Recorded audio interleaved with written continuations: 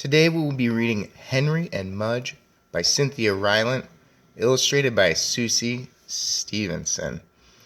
This is a realistic fiction book, so we're going to look for characters who act like people and story events that could happen to you or to someone you know. My essential question is, what is a perfect pet like? And reading with me today, we have Maggie, and we're going to find out what a perfect pet is like.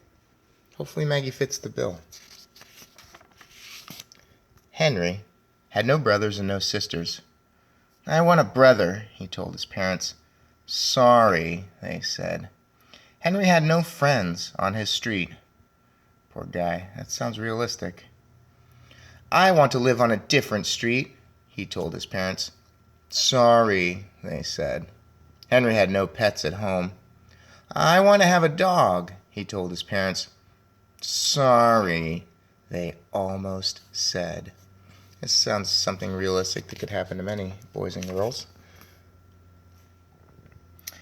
But first they looked at their house, then they looked at their street, with no children. Then they looked at Henry's face. Henry's face there. Then they looked at each other. "Okay," they said. "I want to hug you," Henry told his parents. And he did. Now Henry searched for a dog. "Not just any dog," said Henry. "Not a short one," he said.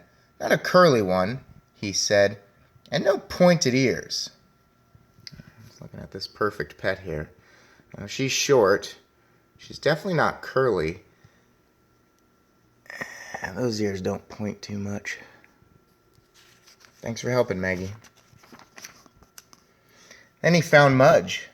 Mudge had floppy ears, not pointed, and Mudge had straight fur, not curly, but Mudge was short.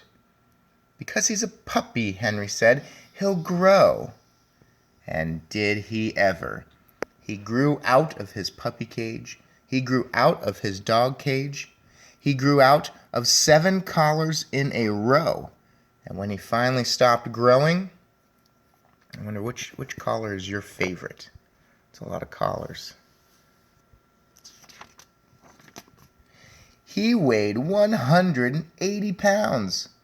He stood 3 feet tall, and he drooled.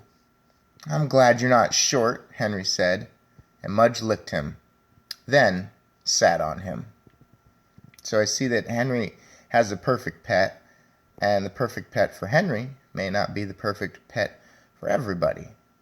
I like to think that Maggie's a perfect pet, even though she's sleepy all the time. And you probably have your own perfect pet.